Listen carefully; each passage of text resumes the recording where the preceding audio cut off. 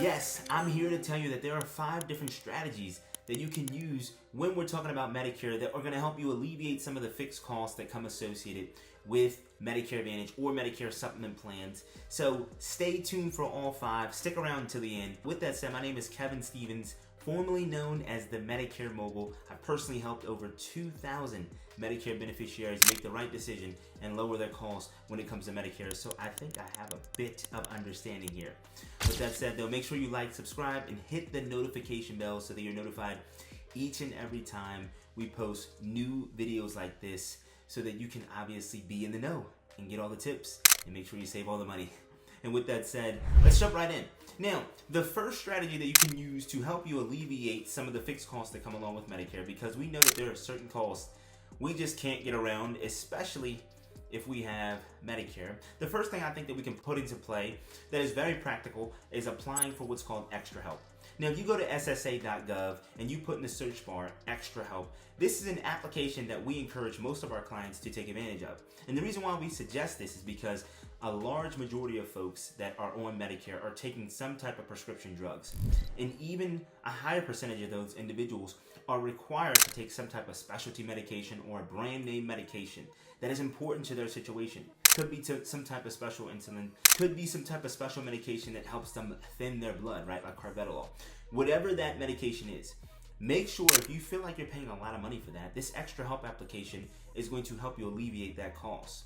Now, the extra help program is administered by each and every state. So if you just go to ssa.gov, as I mentioned, type in extra help application, this application literally takes 2 minutes of your time.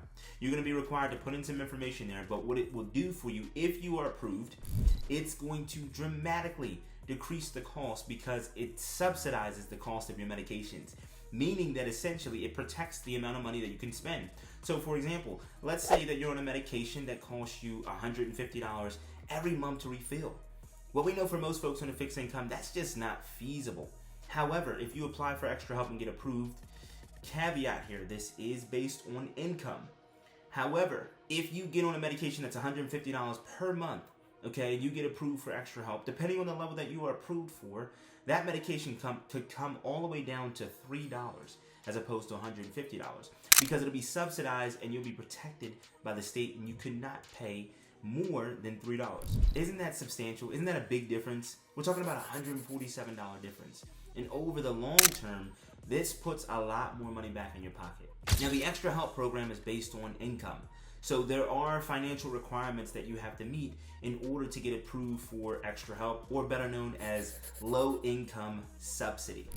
Moving on to our second tip number 2, there's also a program called State Pharmaceutical Assistance Programs. This is a gem. I mean, this is a fantastic thing to use and put into perspective, because not a lot of folks even know about these plans. They don't know that they exist. This is a program where actually your specific state will actually give you the ability to lower the cost of your medications, and they subsidize just like extra help will. Now, the caveat is that not many states have this. I believe offhand there's about 10 states that I know that have what's called the State Pharmaceutical Assistance Program. Just to name a few, you got New Jersey, New York, Rhode Island, Colorado. I'll leave it up to you to Google this and make sure that you find your state and to see if your state actually has this. But for those folks who are experiencing very high costs when it comes to medications, this is a very, very, very suitable option for you. Caveat here again, this is also going to be based on income. So check your state, check your government websites in your area. Now, the shameless plug is that we will do this for you. We will take care of this application for you, because we want you to get into these programs to help you alleviate some of that cost, because we know how important it is for folks that are on Medicare. So tip number 1, make sure you apply for extra help. Tip number 2, make sure you apply for state pharmaceutical assistance programs if it is in your particular state. Moving on to number 3, the third strategy, which I think is going to be super important for most folks, is to go to your doctor, right? Like, kind of a no-brainer here, but you'd be surprised how many folks do not just go to their primary care provider. Now, the reality is I know how it is, right? Like, I'm not a big person who believes in going to your doctor every 5 days or every time you stub your toe.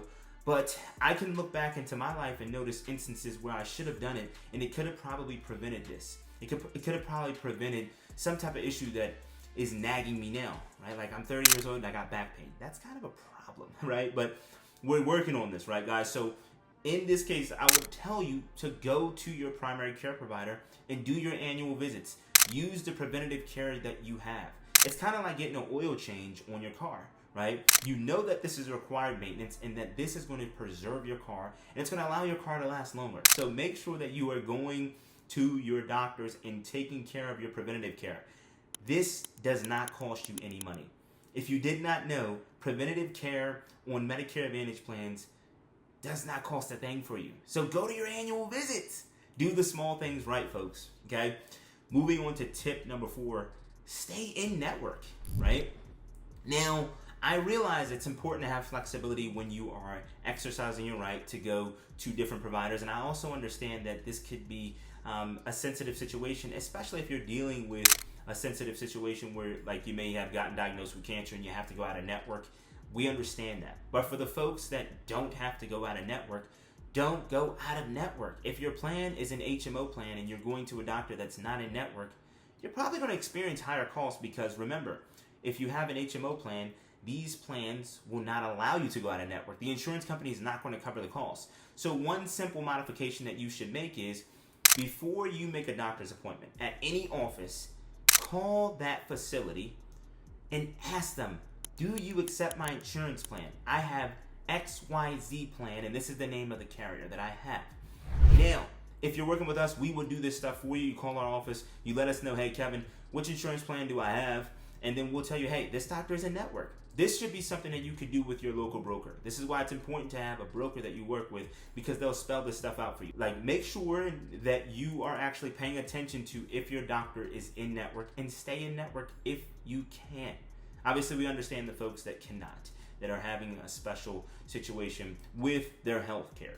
Now, lastly, tip number 5 is going to be to make sure that you apply for Medicaid if you meet the income requirement. Again, I know a lot of this stuff requires you to meet some type of income bracket, but the reality is that folks don't even know that this stuff exists. So make sure you apply for what's called the Medicare Savings Program. And this is in each and every state across the nation, okay?